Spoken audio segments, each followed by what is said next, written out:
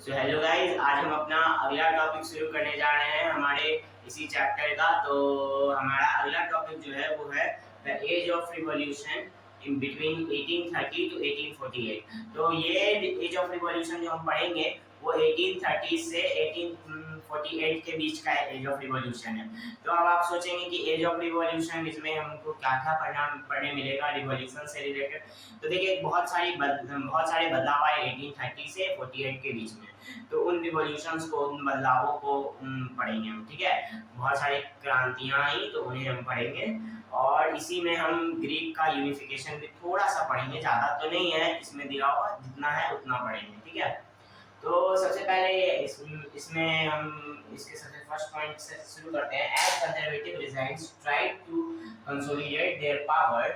तो जैसे जैसे कंजर्वेटिव रिजाइन ने ट्राई किया कि उनके पावर को कंसोलिडेट कर लें, nationalism and liberalism came to be increasingly associated with revolution in many regions of Europe, German, Italian states।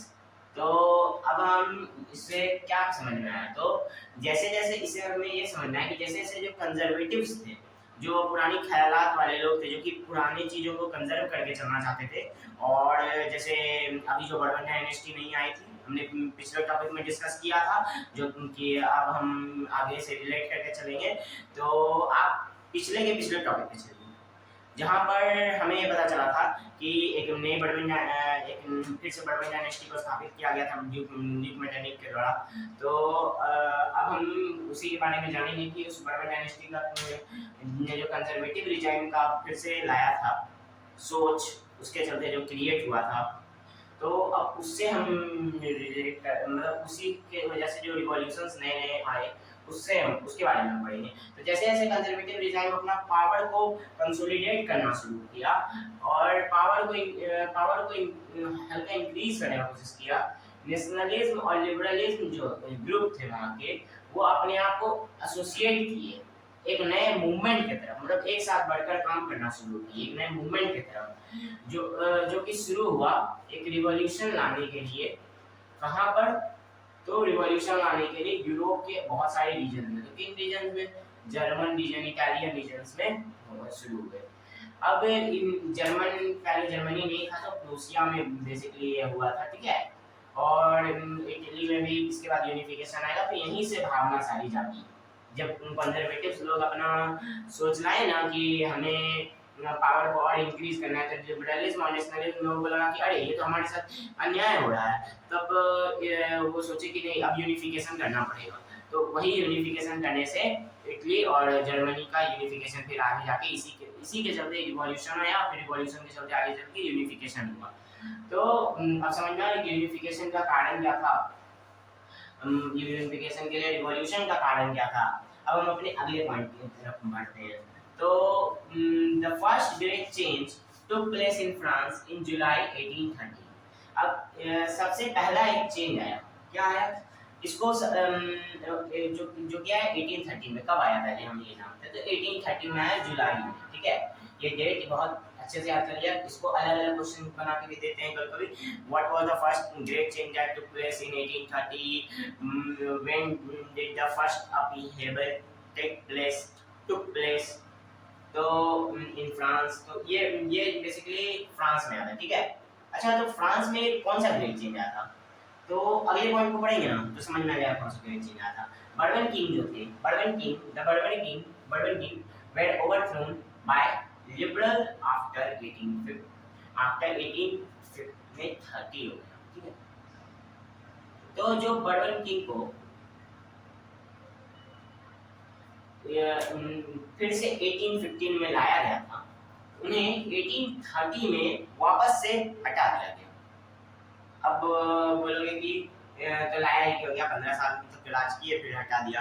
तो मतलब देखिए, लाया था, अब उन्होंने तो लाया था ये सोच के कि ये राज करेगा तो कंजर्वेटिव्स आगे बढ़ेगा, तो बढ़ा भी, बट वहीं पे क्या हुआ कि लिबरलिज्म नेशनलिज्म तुरंत इस बार जागरूक हो गए। और जब आपकी जागरूकता फैली, तब देख लीजिए बर्बन किंग का क्या हाल हुआ। मात्र 15 साल का शासन और उसके बाद उन्हें हटा दिया गया, ठीक है। तो यही था फर्स्ट ग्रेट अपहीवल कि जो बर्बन किंग को फिर से स्थापित किया गया था गद्दी में फ्रांस में, उसे हटा दिया गया था। ठीक है, अब हम चलते हैं अगले पॉइंट पे, लुइस फिलिप। लुइस फिलिप जो कि वहाँ के मतलब लुइस फिलिप एक मतलब ये जो थे ना बर्बन किंग, जो नए बर्बन किंग बने थे वही थे लुइस फिलिप। ठीक है, अब उनको उन्होंने नहीं कहा था ये, क्यों, उनको ड्यूक मेटरनिक ने कहा था। ठीक है, तो ड्यूक मेटरनिक ने ये कोड क्यों लुइस फिलिप को कहा था। अब लुइस फिलिप को इन्होंने कौन सा क्यों कहा था, तो इन्होंने कहा था when France नीजेस the rest of the Europe catches cold, यानी कि जब फ्रांस को छींक आती है तो पूरा यूरोप को सर्दी लग जाती है। अब ऐसा कैसे, तो देखिए कंजर्वेटिव सोच यहाँ आया, कंजर्वेटिव सोच यूरोप में फैला, कंजर्वेटिव्स के खिलाफ रिवॉल्यूशन यहाँ शुरू हुआ, कंजर्वेटिव्स के खिलाफ रिवॉल्यूशन पूरे यूरोप में शुरू हुआ। तो इसी तरह से जैसे जैसे मतलब एक जगह कुछ हुआ, फ्रांस में कुछ हुआ, पूरे यूरोप में फैल गया। तो यही है कि एक जगह फ्रांस में किसी को सर्दी हुई, पूरे यूरोप में कोल्ड आ गया। तो वही इससे समझ में आ रहा है। ठीक है, तो अब हम अपने अगले पॉइंट की तरफ बढ़ते हैं। The July revolution sparked a rebellion in Brussels which led to the Belgium separation from the United Kingdom. July revolution जिसके चलते कि रिबेलियन स्टार्ट हुआ था ब्रुसेल्स में, जिसके चलते बेल्जियम का सेपरेशन हुआ था यूनाइटेड किंगडम से, यूके से बेल्जियम को सेपरेट कर दिया गया था, हटा दिया गया था। ठीक है, तो बेसिकली क्या था ना कि यूनाइटेड किंगडम और बेल्जियम दोनों अटैच्ड थे, उन्हें हटा दिया गया था। और जुलाई रिवॉल्यूशन नाम का एक रिवॉल्यूशन स्पार्क हुआ, जो कि इसके चलते रिबेलियन स्टार्ट हुआ कहाँ पे, तो ब्रुसेल्स में। कहाँ पे, ब्रुसेल्स में, जिसके चलते क्या हुआ कि बेल्जियम जो है सेपरेट हो गया यूके से, मतलब बेल्जियम एक अलग कंट्री बन गया और यूके एक अलग बन गया। ठीक है, अब इसके चलते क्या हुआ कि ये एक नया कंट्री का फॉर्मेशन हुआ, यूके अलग हो गया और इसी का नाम दे दिया फिर जुलाई रिवॉल्यूशन। अभी यहाँ पे जुलाई रिवॉल्यूशन के बारे में इतना ही दिया है, तो हमें इतना ही जानना है, हमें अभी एग्जाम पर्सपेक्टिव से थोड़ा सा ध्यान देके पढ़ना है। अब अगले पॉइंट पर हम बढ़ते हैं। Rise of struggle for independence amongst Greek started in 1821। अब क्या हुआ कि ग्रीक का स्ट्रगल स्टार्ट हुआ। अब यहाँ से हमें ग्रीक यूनिफिकेशन पढ़ने मिलेगा, यहाँ पे से हमें ग्रीक का यूनिफिकेशन को थोड़ा सा पढ़ने मिलेगा। ठीक है, ज़्यादा तो नहीं है बट थोड़ा सा ही है, बट जो भी है यहीं पे है। अब क्या हुआ ना कि देखिए ग्रीक जो थे ना, पहले मैं इससे पहले आपको थोड़ा सा ग्रीक के पास्ट को बताना चाहूँगा। ग्रीक जो है 15वीं सेंचुरी से ऑटोमन एम्पायर के अंदर आ रहा था। ठीक है, टर्की के अंदर। तो बेसिकली ऑटोमन एम्पायर का बेस था टर्की, वहाँ पे से टर्की से ये ज़्यादातर जगहों को कंट्रोल करते थे। तो टर्की से मतलब बेसिकली ऑटोमन एम्पायर जो है 15वीं सेंचुरी से इसको कंट्रोल कर रहा होगा ग्रीक। ठीक है, अब 1821 में क्या हुआ, ग्रीक में आज़ादी की लहर दौड़ी, वहाँ पे लोग आज़ाद होना चाहे, तो इसके लिए स्ट्रगल शुरू हुआ। कब से, 1821 से। ठीक है, अब इसके बाद क्या हुआ, तो अलग अलग जगहों से इसके सपोर्ट के लिए ग्रीक लोग उठे। हम पूरे दुनिया के अलग अलग पार्ट से, अलग अलग जगहों से ग्रीक लोग इसकी मदद की। अब जैसे यूनिटी जब रहती है ना, तो लोग आपकी जब मदद करते हैं तो आप बहुत जल्दी जीतते हैं। उसी तरह से यहाँ पे भी हुआ, यहाँ पे बहुत जल्दी जीत प्राप्त हो गई। अब यूनिटी यहाँ पे एक कम्युनिटी की थी। जैसे कैसे देखिए कि ग्रीक लोग बहुत मदद किए, वैसे ही अगर हमारे देश में ये हो कि भारतीय लोग बहुत मदद, बाहर के भारतीय लोग हमारे देश के भारतीय लोग मदद करें, तो हमारा देश भी आगे बढ़ सकता है। तो आप भी हमारे चैनल की मदद करें, हमारे चैनल को लाइक शेयर सब्सक्राइब करें। और तो ठीक है, तो हम आगे बढ़ते हैं। तो क्या हुआ कि अलग अलग जगहों से मदद आनी शुरू हुई, अलग अलग कंट्रीज से मदद आनी शुरू हुई। अब वो कैसे मदद करते, तो कुछ लोग तो खुद स्ट्रगल में आ जाते थे, खुद स्ट्रगल में पार्ट लेते थे, और कुछ लोग क्या करते थे कि मनी से हेल्प करते थे, क्योंकि मनी भी एक इम्पॉर्टेंट फैक्टर था। तो इतना दिन स्ट्रगल वो कैसे करते, बिना खाने के, बिना कुछ के, तो उसके लिए वेपन्स के लिए सपोर्ट मिलता था उनको। ठीक है, अब क्या हुआ, लॉर्ड बायरन ये बहुत बड़े पोएट थे, उन्होंने क्या किया, फंड्स कलेक्ट किया।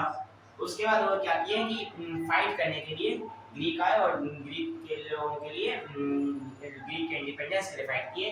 बट बहुत दुख भरी बात है कि वो फिर 1824 में डेथ हो गया उनका, वो मर गए। अब हम अपने अगले पॉइंट पे बढ़ते हैं। Treaty of Constantinople of 1832 recognized Greek as nation. अब इसके बाद क्या हुआ, 1832 में कॉन्स्टेंटिनोपल ट्रीटी हुई। इसके साथ एक एड्रियानोपल ट्रीटी भी हुई थी, वो आपके बुक में नहीं है तो मैं आपको अभी नहीं बताता हूँ। 1832 में कॉन्स्टेंटिनोपल ट्रीटी हुई। एक काम करते हैं, आपको एड्रियानोपल ट्रीटी आपका होमवर्क आप मुझे नेक्स्ट वीडियो के कमेंट में या इसी वीडियो में कमेंट में बताइएगा कि एड्रियानोपल ट्रीटी के में क्या था, ठीक है। तो कॉन्स्टेंटिनोपल ट्रीटी हुई और उसके अकॉर्डिंग वो लोग ग्रीक बेसिकली ग्रीस जो था वो आजाद हो गया, ठीक है।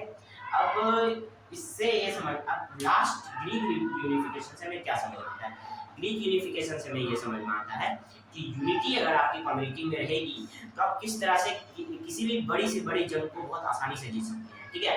और अगर आपके नेशन में यूनिटी रहेगी तब आप उस जंग को और आसानी से जीत सकते हैं, चाहे वो जंग हो, रिवॉल्यूशन हो, कुछ भी हो, आप बहुत आसानी से जीत सकते हैं। इंडिया में यूनिफिकेशन करने में इतना टाइम क्यों लगा, इंडिया में लोगों को इंडिपेंडेंस पाने में इतना टाइम क्यों लगा, क्योंकि यहाँ के कुछ पहलू एक होना चाहते ही नहीं थे, वो अलग होना ही चाहते थे, और कुछ पहलू एक होने देना नहीं चाहते थे। तो इसी के साथ हमारा ये टॉपिक खत्म हुआ। अब हम अगले टॉपिक में अगले वीडियो में आगे के टॉपिक्स को पढ़ेंगे। So thanks for watching focus studies. और अगर आपको हमारा पढ़ाने का ढंग अच्छा लगा हो तो हमारे चैनल को लाइक शेयर सब्सक्राइब करें, और वीडियो को भी लाइक करें, शेयर करें, और हमें कमेंट करके बताएं कि आपको किस किस टॉपिक्स के बारे में आगे और जानना है। Thanks for watching focus studies.